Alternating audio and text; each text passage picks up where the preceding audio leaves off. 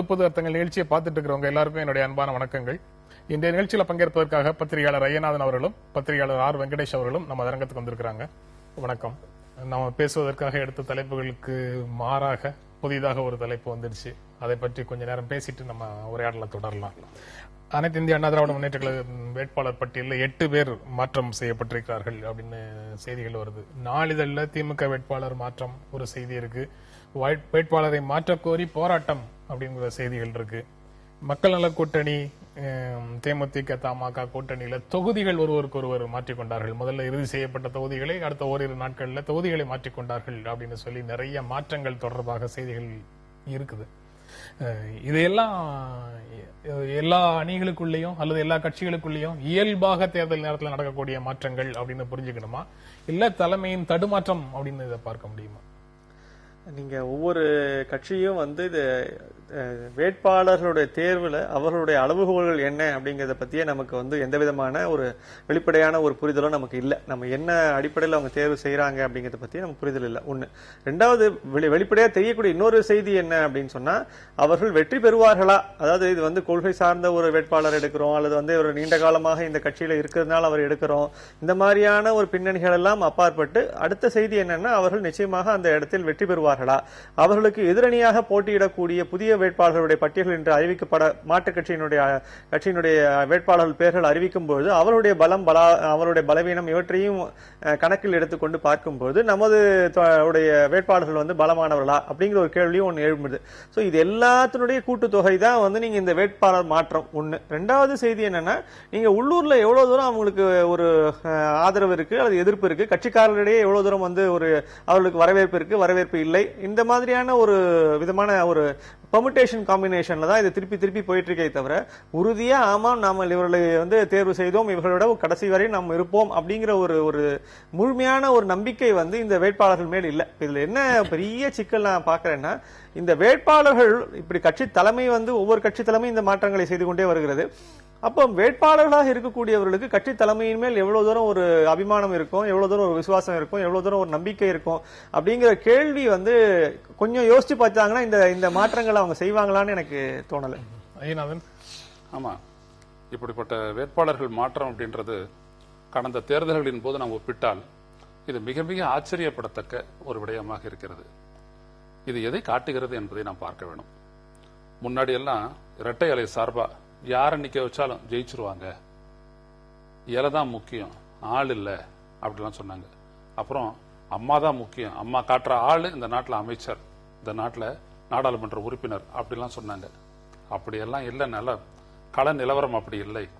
கள நிலவரம் வேறு மாதிரியாக கடினமான ஒரு நிலையில் இருக்கின்றது என்பதனால் கிடைத்த அந்த தகவலால் ஏற்பட்ட அச்ச உணர்வின் வெளிப்பாடாக நான் இதை பார்க்கிறேன். எடுத்த உடனே ஒரு வேட்பாளர் பட்டியலை அறிவிச்சது, 2 நாள்லயே மாற்றங்களை கொண்டு வந்தது, 18 பேரை மாத்தினது, தமிழ்நாடு பாண்டிச்சேரி 2த்துக்கும் சேர்ந்து மாத்தினது. இன்னும் கேரளாவுக்கும் கர்நாடகத்துக்கும் அறிவிக்கப்பட்ட வேட்பாளர்கள் தான் மாற்றம் இல்லை, அது கூட நடக்குமோ இன்னும் தெரியல. இப்ப பாத்தீங்க அப்படின்னா, அதற்கு பிறகு பரப்புரையை தொடங்கியதற்கு பிறகு இந்த தொகுதிகளில் எல்லாம் வேட்பாளர்கள் நிறுத்தப்பட்ட பிறகு, குறிப்பாக கோவில்பட்டியில் வைகோ என்றெல்லாம் நிறுத்தப்பட்ட பிறகு, ஏற்கனவே நிறுத்தப்பட்ட அந்த புது முகத்தை எடுத்துவிட்டு மீண்டும் பழைய முகத்தை கொண்டு வருகிறார்கள். ஏற்கனவே வாய்ப்பு மறுக்கப்பட்ட 3 அமைச்சர்களுக்கு மீண்டும் அளிக்கின்றார்கள் என்றால், அப்பொழுது இப்பொழுது இருக்கக்கூடிய களச்சூழலை சமாளிப்பதற்கு பழைய ஆட்கள் இருந்தால்தான் முடியும் என்கின்ற ஒரு நிலைக்கு அதிமுக தலைமை வந்திருக்கின்றது என்பதனுடைய வெளிப்பாடு தான் இன்றைக்கு வந்திருக்கக்கூடிய இந்த 8 அமைச்சர்கள் 8 வேட்பாளர்களுடைய மாற்றம் என்பதாக நான் பார்க்கிறேன். இன்னொன்று, நீங்கள் திராவிட முன்னேற்ற கழகத்தை பற்றி நீங்கள் சொன்னீர்கள். இது சற்று அதீதமாக கூட தெரியலாம். ஒருபோதும் திராவிட முன்னேற்ற கழகத்தில் இப்படிப்பட்ட ஒரு அதிருப்தி இவ்வளவு காட்டமாக எந்த தேர்தலிலும் வெளிப்பட்டதில்லை. திராவிட முன்னேற்ற கழகத்தை பொறுத்தவரை அடிப்படையில் வேரூன்றிய கட்சி. அந்த கட்சியை பொறுத்தவரை எந்த ஒரு தொகுதியை எடுத்துக்கொண்டாலும் 5 பேருக்கு மேல் வேட்பாளர்களாக இருக்கக்கூடிய அளவிற்கு மக்களிடம் அறிமுகமானவர்களாகத்தான் இருப்பார்கள். இருந்தாலும் ஒருவரை ஏற்றுக்கொண்டு விட்ட பிறகு மற்றவர்கள் சும்மா இருப்பார்கள். இவரும் என் இதய சிம்மாசனத்தில் இடம் கொடுத்து விட்டேன் உடன்பிறப்பேன்னு சொன்னா தலைவர் சொல்லிட்டா இருப்பான்னு வருவார் பண்ணுவாங்க. ஆனா இந்த முறை அடிதடிக்கு போகும் அளவிற்கு போயிருக்கின்றது என்றால், திமுக தலைமைக்குள் இருக்கக்கூடிய அந்த குழப்ப நிலை இங்கே எதிரொலிக்கிறதோ என்ற ஐயம் ஏற்படுகிறது. இந்த அளவிற்கு இப்படி செய்தால் நமது கட்சியில் கட்டம் கட்டி விடுவார்கள் என்கின்ற அச்சமே இல்லாத நிலையில் முன்னாடி எல்லாம் இப்படி எல்லாம் செஞ்சதுன்னா பொதுச் செயலாளர் அன்பழகனிடமிருந்து வந்த அறிக்கை நீக்கப்பட்டார் என்று வந்துவிடும். அப்படியெல்லாம் வரவில்லை. எனவே அந்த குழப்பத்தினுடைய பிரதிபலிப்பாக இங்கே இது நடைபெறுகின்றது என்று நாம் பார்க்க வேண்டியிருக்கிறது. மூன்றாவதாக, கண்ணுக்கெட்டிய தூரம் வரை எங்கள் 2 பேரை தவிர வேறு யாரும் இல்லை, அதிமுகவிற்கு எதிரிகளே இல்லை, அப்படியெல்லாம் ஏதும் இல்லை. மக்கள் மனதில் இவர்களை பற்றிய மதிப்பீடும் இவர்கள் ஆட்சிகளை பற்றிய மதிப்பீடும் வேகமாக மக்களிடையே பேசப்பட்டு வருகிறது என்பதன் எதிரொலிதான் ஒட்டுமொத்தமாக இப்படிப்பட்ட மாற்றங்கள் என்று நமக்கு தெரிகிறது. சரி, நம்ம ஏற்கனவே திட்டமிட்ட செய்திக்கு வந்துடலாம். ஜாதி அமைப்புகளுடன் தேர்தலை சந்திப்பது ஆபத்தானது அப்படின்னு இந்திய கம்யூனிஸ்ட் கட்சியின் நல்ல கண்ணு சொல்லியிருக்கிறார். திராவிட கட்சிகள் ஜாதி அமைப்புகளை திரட்டி தேர்தலை சந்திப்பது ஆபத்தானது அப்படிங்கிறது அவருடைய கருத்து. அதை எப்படி பார்க்கிறீங்க? தேர்தலின் வெற்றிக்காக சாதிய அமைப்புகளை தங்களோடு சேர்த்துக் கொண்டு தேர்தலை சந்திப்பது வேறு விதமான சமூக விளைவுகளை ஏற்படுத்தும் அப்படிங்கிற கவலையை அவர் வெளிப்படுத்துறதாக ஒரு கவலை. நீங்க சாதி அமைப்புகளை நீங்க அங்கீகரிச்சு அவங்களுடைய ஒரு நியாயத்தை நீங்க அவங்களுக்கு ஒரு அங்கீகாரத்தை நீங்க வழங்க தொடங்குறீங்க. இப்ப நீங்க ஜாதி ஆனா ஒரு விஷயம், இது நீங்க தொடர்ச்சியாக பல்வேறு தேர்தல்களில் ஒவ்வொரு வேட்பாளர்களை நீங்கள் நிறுத்தும் பொழுதும் அந்த பகுதியில் வாழக்கூடிய பெரும்பான்மையினர் சாதியினுடைய வேட்பாளர்களை தான் நீங்க தேர்வு செய்து என்று தொடர்ச்சியாக ஒவ்வொரு தேர்தலிலும் ஒவ்வொரு கட்சியும் இதே மாதிரியான ஒரு நடவடிக்கையை தான் எடுத்து வந்திருக்கிறது. பின்னால என்ன நடந்துச்சுன்னா, அந்த ஜாதி அமைப்புகளையே கட்சிகளுடைய ஒரு இணக்கமான ஒரு போக்கை உருவாக்கும் பொழுது நீங்க சாதி ரீதியான வேட்பாளர்கள் எடுப்பது என்று ஒரு செய்தி. இரண்டாவது செய்தி, நீங்க ஜாதிகள் அமைப்புகளையே நீங்க ஒருங்கிணைச்சு நீங்க தங்களுடைய கட்சியோட ஒரு ஆதரவு தளமாக மாற்றுவது என்பது 2. இப்படி செய்யும்போது என்ன ஆகுதுன்னா, அந்த சாதிக்கு நீங்க அந்த சாதி அமைப்புகளுக்கும் சாதி அமைப்புகளில் இருக்கக்கூடிய அத்தனை சிக்கல்களுக்கும் சேர்த்தே நீங்கள் ஒரு அங்கீகாரத்தையும் ஒரு இடத்தையும் நீங்கள் வழங்கி விடுகிறீர்கள். பெரிய கட்சிகள், அதுவும் முக்கியமாக திராவிட பாரம்பரியத்தில் வந்த கட்சிகள் இந்த விதமான ஒரு அங்கீகாரத்தை அந்த கட்சிகளுக்கு அந்த விதமான ஒரு சாதி அமைப்புகளுக்கு வழங்கும் போது அது முழுமையான ஒரு எந்த விதமான தவறுகள் நடந்தாலும் என்ன விதமான ஒரு வித்தியாசங்கள் நடந்தாலும் அதை ஏற்றுக்கொள்வதான ஒரு போக்கை தான் இது ஏற்படுத்துகிறது. இன்னொன்னு, நீங்க சாதி ரீதியான அமைப்புகளை சேர்த்துக்கொள்வதன் மூலமாக இன்னொரு செய்தியும் நீங்கள் சொல்கிறீர்கள். நீங்கள் அங்க சாதி ரீதியான அமைப்புகளுக்கு நீங்க அங்க சாதி இருக்கிறது, அந்த சாதிக்கான ஒரு இடம் இருக்கிறது, அதை நாங்கள் அங்கீகரிக்கிறோம் அப்படின்னு நீங்க ஒத்துக்கொள்றீங்க. ஒண்ணு. இரண்டாவது விஷயம், நீங்க அப்படியே நீங்க மாற்றுதான் யோசிக்கக்கூடிய ஒரு பெரிய கட்சிகளாக இருந்தால் இதுநாள் வரை எந்த சாதியும் எந்த ஒரு கட்சியும் சாதி அந்த குறிப்பிட்ட பகுதியில் பெரும்பான்மையினராக இருக்கக்கூடிய சாதிக்கு அப்பாற்பட்டு வேறு ஒரு சாதி வேட்பாளரை அங்கே நிறுத்தி அவர்களை வெற்றி பெற வைத்ததாக ஒரு சரித்திரம் இல்லை. அது திருப்பி அதே ஒரு பழைய ஃபார்முலாக்குள்ளதான் இது போயிட்டே இருக்கு. இப்போ இது படிப்படியா நீங்க சாதி வேட்பாளர்கள், அதுல இருந்து நீங்க அதுக்கு அப்பாற்பட்டு இப்ப நீங்க சாதி அமைப்புகள், இது ரெண்டுத்துக்குமே நீங்க ஒரு உடன்பட்ட ஒரு போக்கைத்தான் நீங்கள் தொடர்ச்சியாக கடைபிடித்து வருகிறார்கள். இது ரெண்டுமே இந்த நம்ம பேசக்கூடிய இந்த ஒரு சாதியற்ற அமைப்பு ஒரு விதமான ஒரு இது அத்தனையுமே என்ன சொல்றது ஒரு வாய்ப்பேச்சு தன்மையோட ஒரு விஷயமாகவும் கள நிலவரம் வேறாகவும் தான் அவங்க இருக்கு. நீங்க எப்படி பாக்குறீங்க? அதாவது இந்த நாடு அப்படின்றது பேஸ்ட் ஆன் செக்குலர் பாலிட்டி அப்படின்றத கட்டமைக்கப்பட்டிருக்கிறது. டெமோக்ரஸி அப்படின்றதுக்கு முன்னாடி ப்ரிசீட்ஸ் செக்குலரிசம். ஜனநாயகம் என்பதற்கு முன்னால் செக்குலரிசம் வருகிறது. செக்குலர் என்பது நாம பாத்தீங்க அப்படின்னம்னா அவே ஃப்ரம் என்று அதனுடைய பொருள். ஏன் அப்படின்னம்னா நம்முடைய கான்ஸ்டிடியூஷன் டிஸ்கிரிமினேஷன், பாகுபாடு காட்டுவது எந்த அடிப்படையிலும் ஏற்றுக்கொள்ளாத ஒரு அரசமைப்பை தான் நம்ம ஈக்குவாலிட்டின்னு நம்ம சொல்றோம். அப்படி இருக்கும் பொழுது சமூகவியலாளர்கள் அனைவரும் ஒப்புக்கொண்ட ஒரு விஷயம், ஏற்றுக்கொண்ட விஷயம், சாதி என்பது பகுத்து தாழ்த்துகிறது அல்லது உயர்த்தி பேசுகிறது, discriminating aspect of Indian society என்று வரும் பொழுது யார் செக்குலர் பாலிடிக்ஸ் என்று சொல்லுகிறார்களோ, அந்த பக்கம் நிற்கின்றேன் என்று சொல்லுகின்றார்களோ, அவர்கள் அனைவரும் சாதியை மறுத்த ஒரு அரசியலில் நிற்க வேண்டும். இது ரொம்ப ரொம்ப முக்கியமானது. இதை செய்யாமல் செக்குலரிசம் மதச்சார்பற்றது என்பதில் சாதி சார்பற்றதும் கூட அப்படி வர வேண்டும். ஏனென்றால் ரெண்டுமே டிஸ்கிரிமினேட்டிங் தான். நீங்க ஒரு இடத்துல 50% இருக்கக்கூடிய ஜாதியிலே நீங்க 4 பேர் வேட்பாளர்களை நிறுத்துறீங்க அப்படின்னு வரும்பொழுது மற்ற மீதி இருக்கக்கூடிய 50% பேருக்கு இது அவங்களை தனிமைப்படுத்தவில்லையா? அவர்களை இப்படிப்பட்ட ஒரு சூழ்நிலை ஏற்பட்டால் என்ன ஆவது என்கின்ற ஒரு அச்சத்திற்கு உட்படுத்தவில்லையா? மதம் சார்ந்த விடயம் எப்படிப்பட்ட ஒரு அச்சத்தை மற்றவர்களிடம் ஏற்படுத்துகின்றதோ அதே அச்ச உணர்வை இது ஏற்படுத்தவில்லையா என்கின்ற கேள்விகளுக்கு பதில் தேட வேண்டும். ஐயா அவர்கள் தனது வாழ்நாள் முழுவதும் இப்படிப்பட்ட ஒரு மதச்சார்பற்ற சாதி சார்பற்ற ஒரு அரசியலை செய்தவர். அதனால் ஏற்பட்ட பாதிப்புகளை மனப்பூர்வமாக தாங்கிக் கொண்ட ஒரு போராளி. அப்படி அதனால் ஏற்பட்ட பாதிப்புகளை மனப்பூர்வமாக தாங்கிக் கொண்ட ஒரு போராளின்னு ஒரு தனி நபரை நீங்க சொல்லிடுறீங்க. ஆர் நல்லகண்ணு அப்படிங்கிற தனி நபரை பற்றி நீங்க சொல்லும்போது கருத்தை அவர் சொல்லியிருக்காரு நீங்க சொல்லிடுறீங்க. ஆனா தேர்தல்ல எப்படியாவது வெற்றி பெற வேண்டும், காதலிலும் போரிலும் செய்யும் அனைத்துமே நியாயமானவை அப்படிங்கிற மாதிரியான கோட்பாடு கிட்டத்தட்ட இப்ப தேர்தலுக்குள்ளேயும் வந்தாச்சு. எண்ட் ஜஸ்டிஃபைஸ் த மீன்ஸ் அப்படிங்கிற லெவலுக்கு வந்தாச்சு. வெற்றி தான் இலக்கு, என்ன வேண்டுமானாலும் செய்யலாம் அப்படிங்கிற மனநிலைக்குள்ள போனவர்கள் இந்த மாதிரியான நல்லகண்ணு மாதிரியான தனி மனிதர்கள் சொல்லக்கூடிய இந்த தத்துவங்களை காது கொடுத்து கேட்பார்கள், கடைபிடிப்பார்கள் அப்படின்னு நம்ப முடியுமா? இந்த கட்சி அவரை முன்னிறுத்தியதா?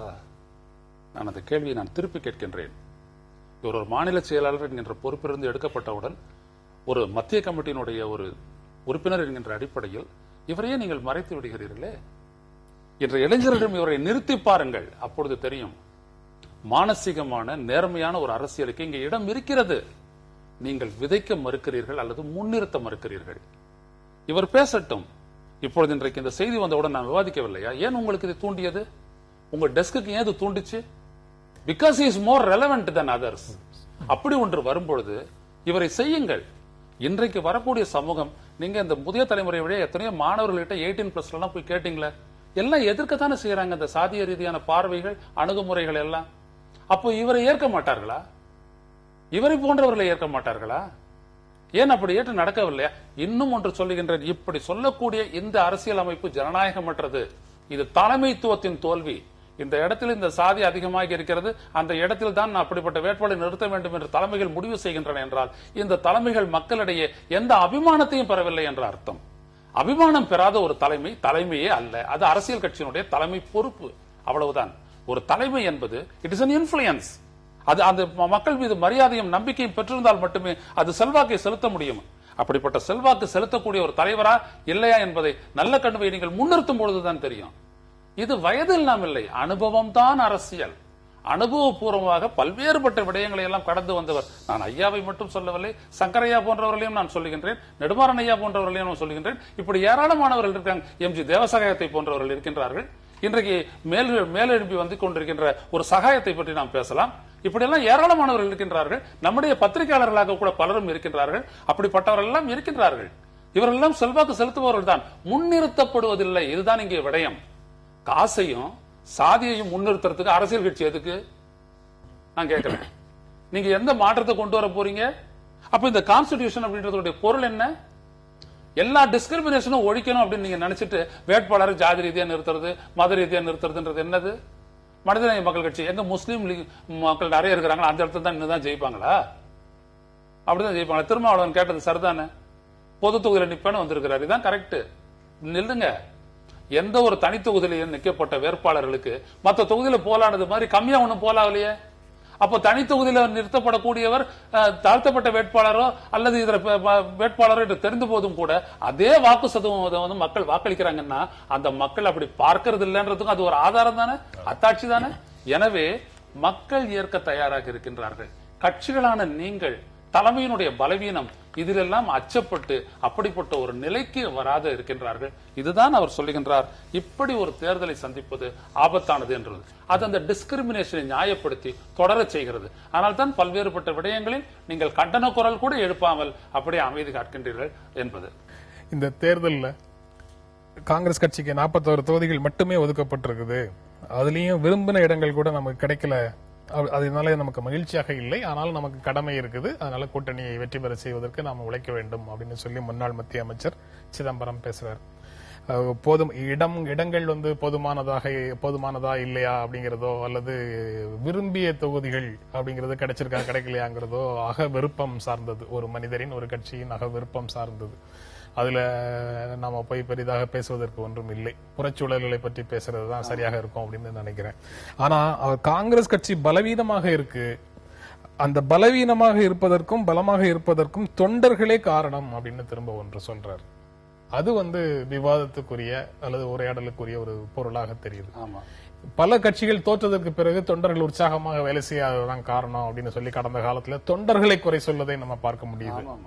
தலைமைக்கு அந்த பொறுப்பே இல்லாத மாதிரி அனைத்து வெற்றி கிடைத்தால் தலைமைக்கு பெருமை, தோல்வி அடைந்தால் தொண்டர்கள் காரணம் அப்படிங்கிற ஒரு மனநிலை கட்சிகளுக்குள்ள இருக்கு. இப்ப காங்கிரஸ் கட்சியினுடைய பலவீனத்துக்கு தொண்டர்களை குற்றம் சாட்டுகிறார் சிதம்பரம். அதை எப்படி பார்க்கிறீங்க? மக்களே ஏற்றுக்கொள்ள மாட்டார்கள்.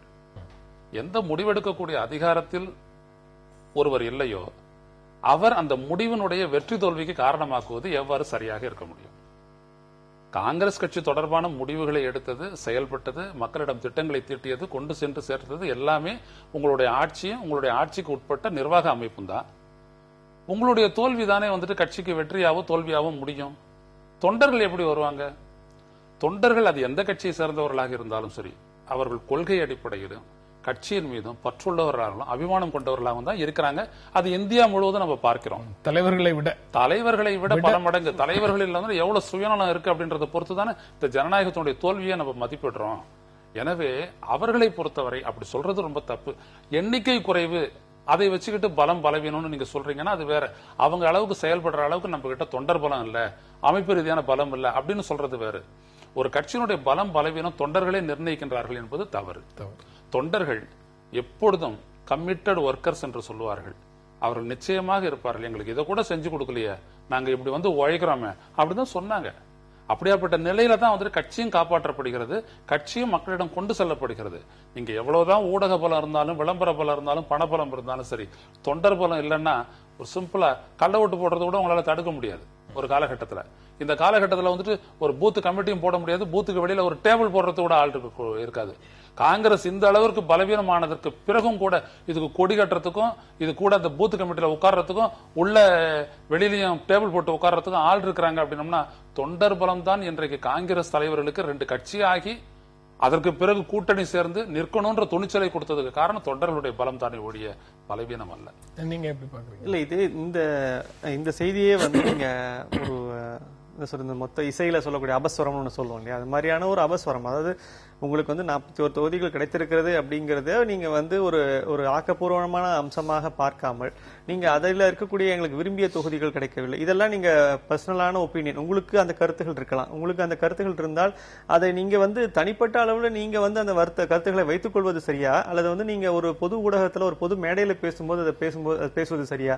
நீங்க என்ன நடந்தது இந்த பொது மேடையில பேசும்பொழுது இந்த விதமான ஒரு அபஸ்வரம் வந்து என்ன பண்ணோம்னா தொண்டர்களை மேலும் மேலும் உற்சாகம் கட்சி. அப்ப நீங்க பெரிய சிக்கலை நீங்க தொண்டர்களை இந்த காலகட்டத்தில் எவ்வளவு தூரம் நீங்க கட்டியமைச்சு குறுக்கீட்டுக்கு மன்னிக்கணும். இந்த மாதிரி பேசுவது ஒரு கோணத்துல தொண்டர்களை உற்சாகம் அளிக்க செய்யும், இன்னொரு கோணத்துல உற்சாகம் இழந்த தொண்டர்களை அவர்களுடைய உணர்வுக்கு மதிப்பளித்து அதை அங்கீகரித்து ஆனாலும் நமக்கு கடமை இருக்குது, நம்ம கடமையை நிறைவேற்ற வேண்டும் சொல்லும் போது அவங்களுடைய போக்கிலேயே போய் அவர்களை மேலும் உற்சாகமாக பணியாற்றுவதற்கான தூண்டுதலாகவும் இது இருக்கக்கூடும். நீங்க சொல்ற மாதிரி நடந்ததுன்னா ரொம்ப சந்தோஷம். ஆனா நான் பார்க்கக்கூடிய செய்தி என்னன்னா, நீங்க இந்த மீடியால வந்து பிளாஷ் ஆகக்கூடிய விஷயம், மேடையில பேசும்போது ஏற்படக்கூடிய உணர்வு என்னவா இருக்கும் அப்படின்னா, எதுக்கு நாம வந்து ஒரு தேவையற்ற ஒரு காரியத்தை பண்ணிட்டு இருக்கோம், நம்ம வந்து தேவையற்ற இந்த இடத்துல இருக்கக்கூடிய அதாவது அடிப்படையில தொண்டருடைய மனநிலையை நீங்கள் வந்து உற்சாகப்படுத்துவதுதான் இந்த காலகட்டத்தினுடைய, ஏன்னா இந்த தேர்தல் நேரமாக இருக்கும் சமயத்தில் நீங்கள் அந்த உற்சாகத்தை தான் நீங்க வந்து தரணும். ஆனா என்ன நடக்கும்னா, நீங்க பேசக்கூடிய இந்த மாதிரியான சொற்கள் வந்து அவர்களை நிச்சயமாக நம்பிக்கை இழக்க செய்யும். பெரிய சிக்கலே வந்து நீங்க இன்றைக்கு கிடைத்திருக்கக்கூடிய 41 எதுவா இருந்தாலும் அதை நாங்கள் முழுமையாக வெற்றி அடைவோம், அந்த மாதிரியான என்ன சொல்றது ஒரு வைப்ரண்டா பேசி எந்த அளவுக்கு நீங்க ஒன்று திரட்டி அத்தனை பேரையும் நீங்க ஒருங்கிணைச்சு பேசி நீங்க அத்தனைக்கும் உற்சாகத்தை மாற்றணுமே தவிர நடுவில் இந்த மாதிரியான சில சொற்கள் சொல்லும் பொழுது ஏற்படக்கூடிய பாதிப்புகள், அந்த சொற்கள், அதாவது நீங்க என்னதான் ஆக்கப்பூர்வமாக பேசினாலும் இப்படி பேசக்கூடிய 1-2 வரிகள் நிச்சயமாக ஒரு வலுவை வந்து இழந்துவிடும். இதை முழுமையாக படிக்கும் போது வேறு உணர்வு வருது.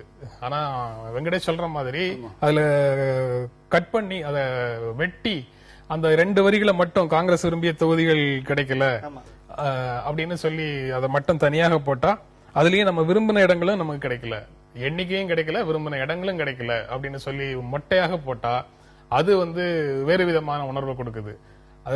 அதுக்கு பிறகு உண்டான வரிகளையும் சேர்த்து பார்த்தா அந்த முதல்ல உண்டான உணர்வு மாறி போகுது. இல்ல நீங்க நல்லா பாருங்க, இவங்களுக்கு விரும்பிய தொகுதிகள் கிடைக்காதது, இவர்கள் எதிர்பார்த்த அளவுக்கு எண்ணிக்கை கிடைக்காது, இதுல எப்படி தொண்டர்கள் காரணம்? அவர்கள் உங்களுடைய கட்சியினுடைய பலம் பலவீனம், நீங்கள் ஆட்சியில் இருந்த கட்சி, தொடர்ந்து 10 ஆண்டு காலம் ஆட்சியில் இருந்தீர்கள், 10 ஆண்டு காலமும் சக்தி வாய்ந்த பொறுப்புகளில் இருந்த அமைச்சர் நீங்கள். உங்களுடைய மகனால் சிவகங்கை மக்களவை தொகுதியில் வெற்றி பெற முடிஞ்சதா? ஏன் 4வது இடத்துக்கு வந்தாரு? என்ன காரணம் சொல்லுங்கள்?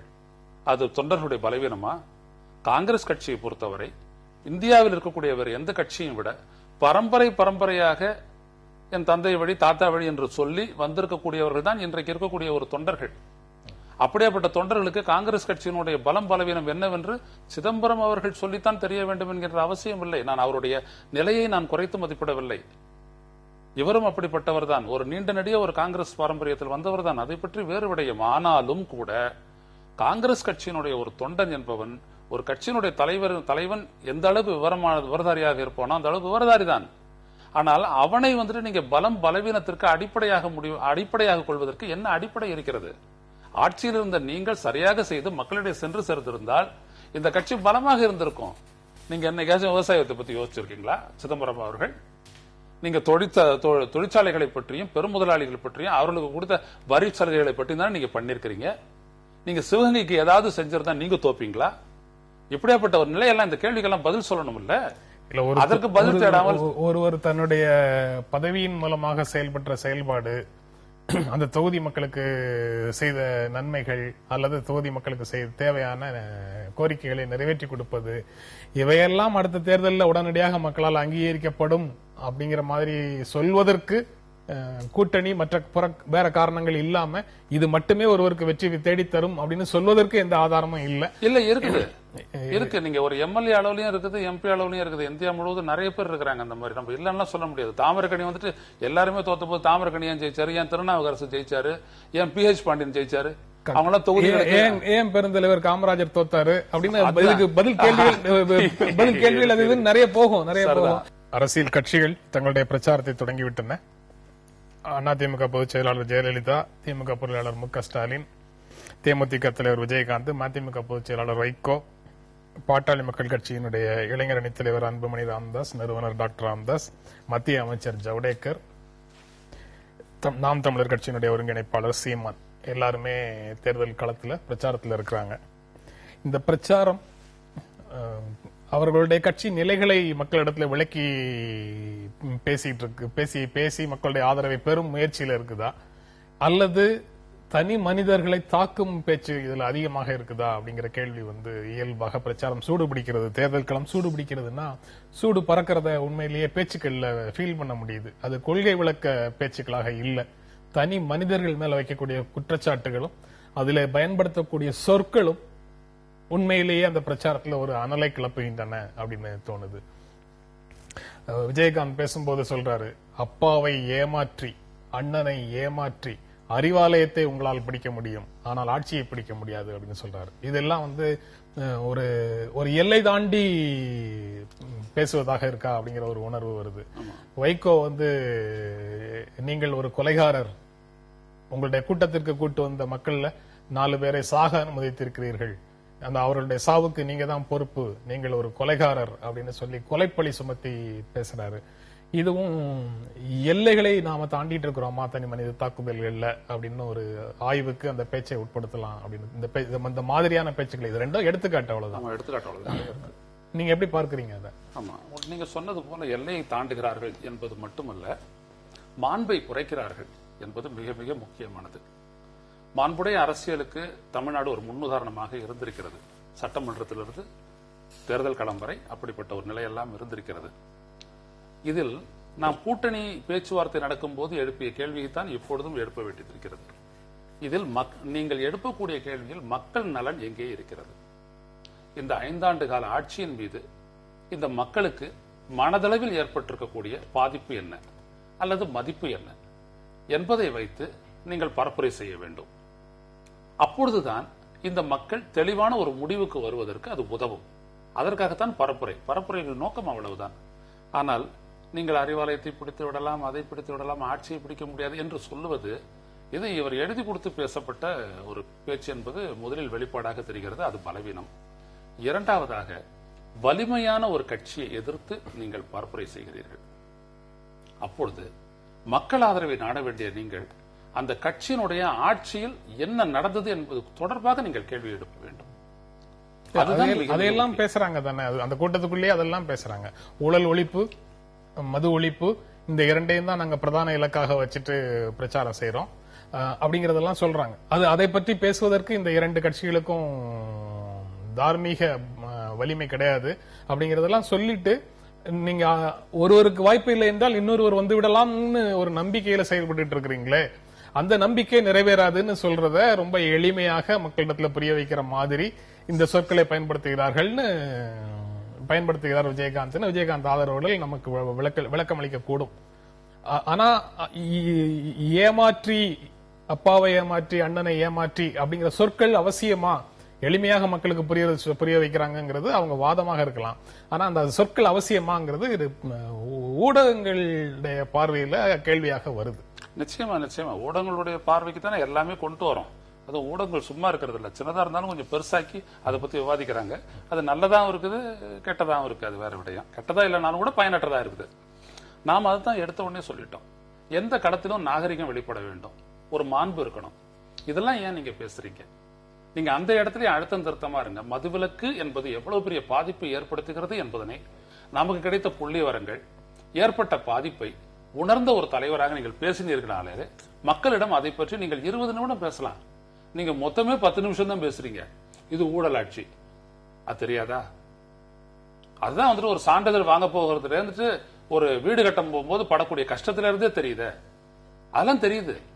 இதை நீங்க எப்படி மாற்ற போறீங்க? உங்களுடைய லைன் ஆஃப் ஆக்ஷன் என்ன, ரோட் மேப் என்ன, இதெல்லாம் பத்தி நீங்க ஆழமா பேசலாம். அதுதான் முக்கியம். இந்த விடயத்தை திரு அன்புமணி ராமதாஸ் அவர்கள் நன்றாக கடைபிடிக்கிறார்கள். இப்படி ஒரு பிரச்சனை இருக்கு, நான் இப்படி தீர்வை சொல்லுவேன் என்று சொல்லுகிறார்கள். அதுதான் ஒரு நாகரிகமான ஒரு பரப்புரையாக இருக்கும். ஏன் அண்ணன் வைகோ கூட பேசுறதெல்லாம் வந்துட்டு இப்படி எல்லாம் பேசுறது தேவையற்றது. ஏன் அவர் அப்படி பேசுறாரு? ஒரு மூத்த தலைவர், ஒரு சிறந்த பரப்புரையாளர், சிறந்த பேச்சாளர், அவரே இப்படி போனோம். எத்தனையோ இருக்கு அவர் பேசுறதுக்கு, ஆழமா பேசுறதுக்கு பல்வேறுபட்ட விடயங்கள் இருக்கின்றது. அவர் போராடிய ஒவ்வொரு விடயத்தையும் பற்றி அவர் எடுத்து சொல்லலாம். அதனால ஏற்பட்ட பாதிப்பு, கண்டுகொள்ளாத இந்த ஆட்சியினுடைய தன்மை, சசிபெருமானுடைய மரணத்தை கண்டுகொள்ளாமல் அன்றைக்கு சொல்லி இருக்க வேண்டிய பதில் இன்றைக்கு நீங்கள் சொல்லுகின்றீர்களே, இதை கூட அவர் கேட்டார், விஜயகாந்த் கேட்டார். அது நல்லா இருக்கு. அந்த மாதிரி நீங்கள் தொடர்புடையதாக, ரெலவெண்ட், அந்த மாதிரி நீங்க பேசுனீங்கன்னா அது நாகரிகமாகவும் இருக்கும். தேவையில்லாமல் தொண்டர்களுடைய உரசலை ஏற்படுத்துறதையும் தவிர்க்கும். அதுவும் ரொம்ப முக்கியம். தலைவர்கள் பேசிட்டு போலாம், கடைசியில் அது கீழ்நிலையில் பிரதிபலிக்கும் பொழுது அது மோதலாக வெடிக்கும் என்பதனை சில விடயங்கள்ல நீங்க பார்த்திருக்கலாம். இந்த எரிப்பெல்லாம் சம்பவங்கள்லாம் நிகழ்ந்திருக்கிறது. நீங்க எப்படி பாக்குறீங்க?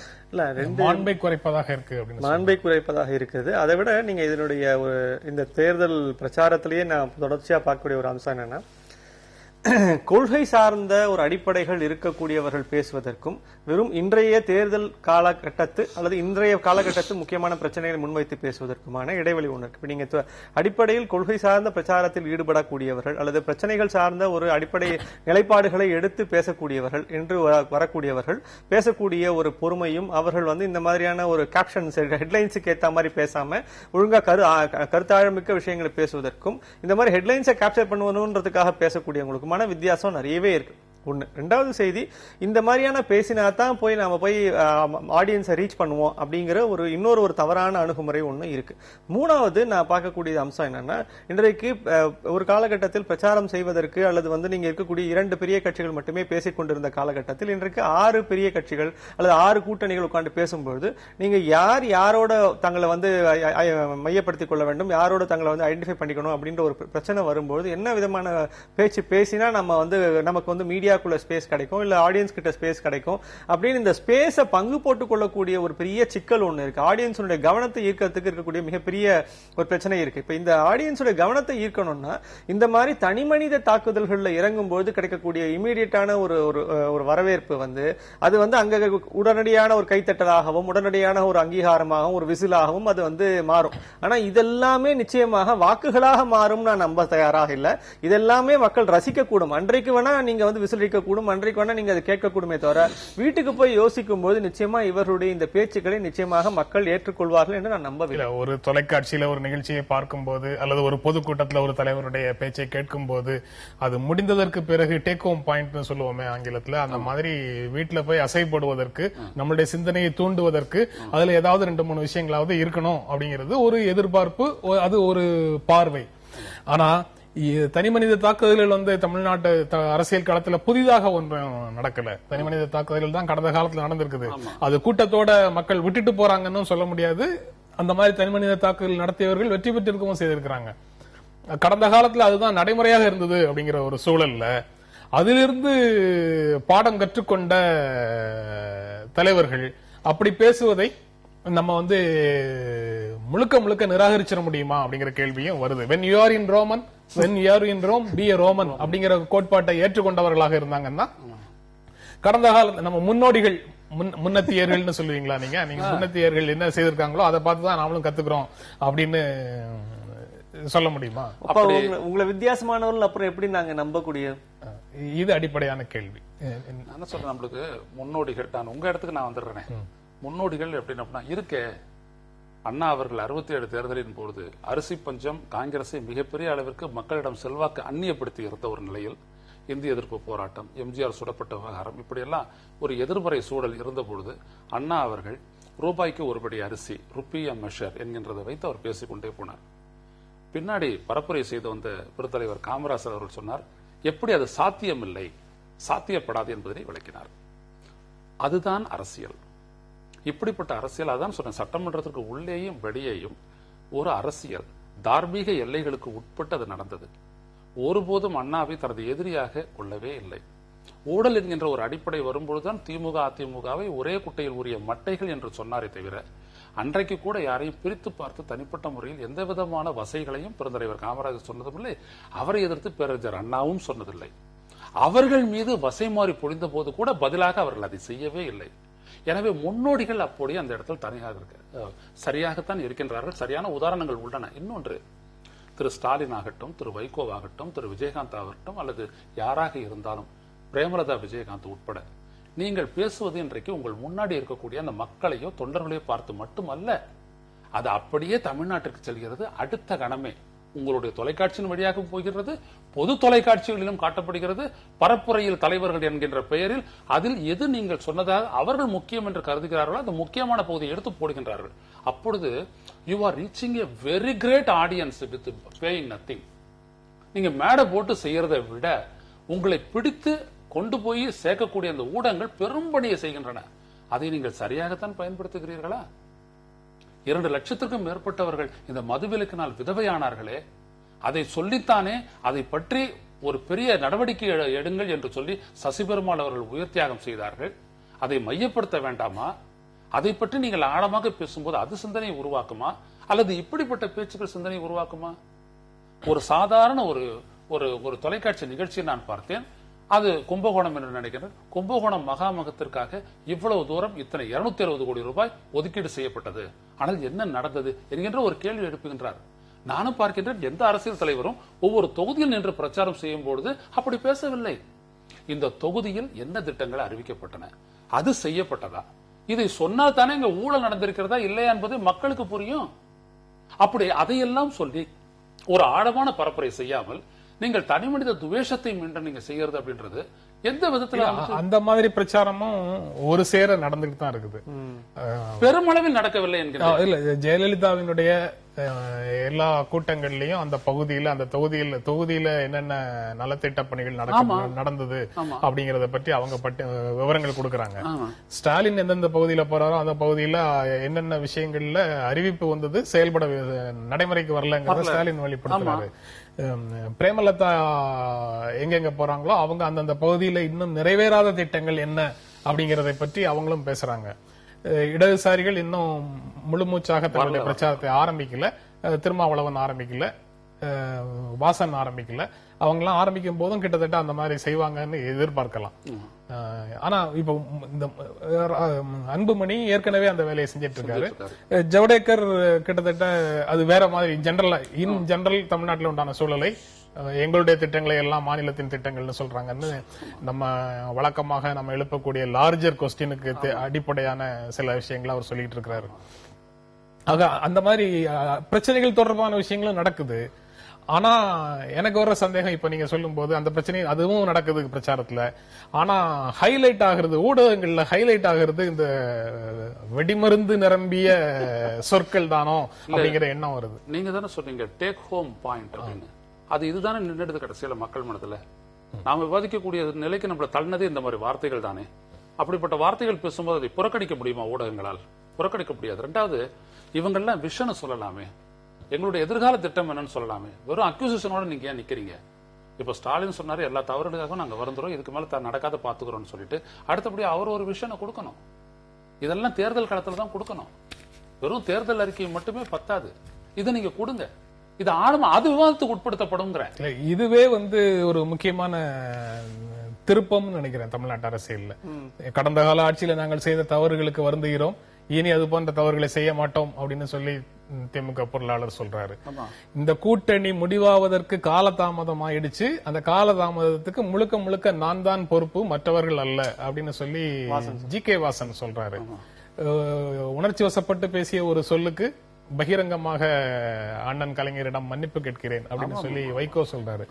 இது போன்ற போக்கு கூட கடந்த காலத்துல இருந்திருக்காது. இப்ப ஓரளவுக்கு கடந்த நிலையை விட நாம இப்ப முன்னேறி வந்திருக்கிறோம். தங்களுடைய தவறுகளுக்கு பகிரங்கமாக மக்களிடமும் சக தலைவர்களிடமும் மன்னிப்பு கேட்கிற போக்கே ஒரு ஆரோக்கியமான வளர்ச்சி அப்படின்னு பார்க்கலாமா? இல்ல, இது உண்மையாவே ஆரோக்கியமான போக்கு. அது மக்கள்கிட்ட தான் தாங்கள் ஒரு வெளிப்படையாக பேச வேண்டும் என்ற ஒரு எண்ணத்தை அவர்கள் உருவாக்கி இருக்கிறார்கள். ஆனால் இன்னும் அடிப்படையாக ஒரு செய்தியை இவர்கள் யாருமே பேசவில்லை. இப்ப அறிவித்திருக்கக்கூடிய தேர்தல் வேட்பாளர்கள் பட்டியலில் எத்தனை பேர் அவர்கள் மேல் ஊழல் குற்றச்சாட்டு உண்டு, என்ன விதமான ஒரு குற்ற பின்னணி உண்டு, இதை எல்லாத்தையும் நாம் நீக்கிவிட்டு நாங்கள் தகுதியும் திறமையும் நிரம்பிய வேட்பாளர்களை முன்னிறுத்தி இருக்கிறோம் என்று பேசுவதற்கு இன்றைக்கு யாருமே நீங்க இன்னும் தொடங்கவே இல்லை. ஒரு மிகப்பெரிய சிக்கல் என்னன்னா, ஒவ்வொரு தொகுதியிலும் இன்றைக்கு போட்டிருக்கக்கூடிய வேட்பாளர்கள் எந்த கட்சியாக இருந்தாலும் அவர்களுடைய குற்றப்பின்னணி என்ன, அவர்கள் மேல் இருக்கக்கூடிய வேறு வழக்குகள் என்ன என்பதை பற்றியெல்லாம் இனிமேல் ஊடகங்கள் அலசி ஆராயும் பொழுதுதான் நமக்கு, அல்லது அவருடைய வேட்புமனு தாக்கலாகும் போது கொடுக்கக்கூடிய பிரமாண பத்திரத்தை வைத்துக் கொண்டு தான் நாம் புரிந்து கொள்ளப் போகிறோமே அன்றி, ஆனால் அன்றைக்கு வேறு விதமான ஒரு பிரச்சனைகள் வரப்போகின்றன. உண்மையில் பிரச்சனை என்னவென்றால், இவர்களுடைய இந்த விதமான ஒரு பேச்சுக்கான அடிப்படைகளே, இந்த விதமான ஒரு என்ன சொல்ற நீ வெடிமருந்து நிரம்பிய பேச்சுக்கான அடிப்படையே உண்மையிலே ஹெட்லைன்ஸ் கிராபிங் தான். அடிப்படையில் மக்களுடைய இந்த உடனடிய கவனத்தை, உடனடியாக ஒரு ஈர்ப்பை ஏற்படுத்த வேண்டும் என்று சொல்லப்படக்கூடிய செய்தி தானே. நீங்க சொல்லக்கூடிய இந்த அடிப்படை ஆழமான ஒரு கருத்துக்களை முன்வைக்கக்கூடியதோ அல்லது எதிர்காலத்திற்கான ரோட் மேப்பை சொல்வதோ நிச்சயமாக அதுதான் போய் சேரும். ஆனா என்ன நடந்திருக்குன்னா, உடனடி கிராப் பண்றதுக்கான ஒரு செக்மெண்ட் ஆடியன்ஸ் ஒன்று இருக்கு. அந்த ஆடியன்ஸையும் அவங்க திருப்திப்படுத்துவதற்காக இப்படியும் பேசுகிறார்களோ என்று என்ன தோன்றுகிறது. அடிப்படையில் நீங்க சொன்னீங்க சில விஷயங்களுக்கு மன்னிப்பு கேட்டது, வருத்தம் சொன்னதெல்லாம் ஒரு புதிய ஒரு மாற்றம், திருப்பு முனைன்னு கூட சொன்னீங்க. இந்த கூட்டணிக்காக நடந்த பேச்சுவார்த்தையில் வெளிப்படைத்தன்மை இல்லை, அதை பற்றி யாராவது பேசினார்களா? வாசன் மன்னிப்பு கேட்கின்றார். என்ன நெகோசியேஷன் நடந்தது 2 மாத காலம்? என்ன அடிப்படையில் நடந்தது? ஏன் அது முறிஞ்சது? அது உங்களால வெளியில சொல்ல முடியுதா? அப்ப நீங்க அந்த இடத்துல அந்நியப்பட்டு போயிடுறீங்களே. ஒரு இடத்திற்காகவோ அல்லது என்ன அடிப்படையில் நீங்கள் பேசினீர்களோ என்பதை யாராவது வெளிப்படுத்த முடியுமா? ஸ்டாலினால் வெளிப்படுத்த முடியுமா? திரு விஜயகாந்தால் வெளிப்படுத்த முடியுமா? வாசனால் வெளிப்படுத்த முடியுமா? என்ன அது?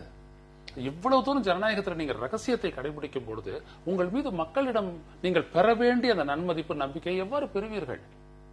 அதுதான் இந்த இடத்துல ஜனநாயகம் கேலிக்கூத்தாக்கப்படுவதற்கு ஒரு மிகப்பெரிய விடயம். நீங்க இன்னைக்கு முன்னாடி இருக்கக்கூடிய ஆடியன்ஸ் கைதட்டணுன்றதுக்காகவோ அவங்களை திருப்திப்படுத்தணுன்றதுக்காகவோ பேசக்கூடிய பேச்செல்லாம் கடந்த காலம். இன்றைக்கு உங்களுடைய தொண்டர்களே உங்கள் மீது நம்பிக்கை இழந்திருக்கக்கூடிய ஒரு சூழ்நிலை தான் எங்கெங்கோ நடக்கக்கூடிய எதிர்ப்புகள் எல்லாம் வெளிப்படுத்துகின்றன. எனவே இதற்கு பிறகாவது மக்கள் மீது நம்பிக்கையை வைத்து ஒரு நாணயமான ஒரு அணுகுமுறையை அரசியல் கட்சிகள் கடைபிடிக்க வேணும். பிரச்சாரத்தில் அனல் பறக்குது, சூடு பறக்குது அப்படிங்கறதெல்லாம் ஒரு பக்கம். ஆனா உரையாடலின் போது ஐயநாதன் சொன்ன மாதிரி தொண்டர்களுக்கு இடையில உரசலை ஏற்படுத்துற மாதிரி பேச்சுக்களை அரசியல் கட்சிகள் பிரச்சாரத்துல தவிர்த்தாங்கன்னா அது பொதுமக்களுக்கு செய்யக்கூடிய மாபெரும் உதவியாக இருக்கும். அந்த உரசல்ங்கிறது கட்சி ரீதியான அரசியல் வேறுபாடு காரணமாக கட்சி ரீதியான உரசலாக இருக்கக்கூடாது, சாதி ரீதியாக மத ரீதியாக உரசலாகவும் வந்துவிடக்கூடாது. அதுல பிரச்சாரத்தில் ஈடுபடக்கூடிய தலைவர்கள் எச்சரிக்கையாக இருக்க வேண்டும் அப்படிங்கிற கோரிக்கையோட இந்த நிகழ்ச்சியை நிறைவு செய்யலாம். இந்த நிகழ்ச்சியில பங்கேற்று உங்களுடைய கருத்துக்களை பகிர்ந்து கொண்டதற்கு எங்கள் நெஞ்சார்ந்த நன்றி. மீண்டும் சந்திப்போம். நன்றி, வணக்கம்.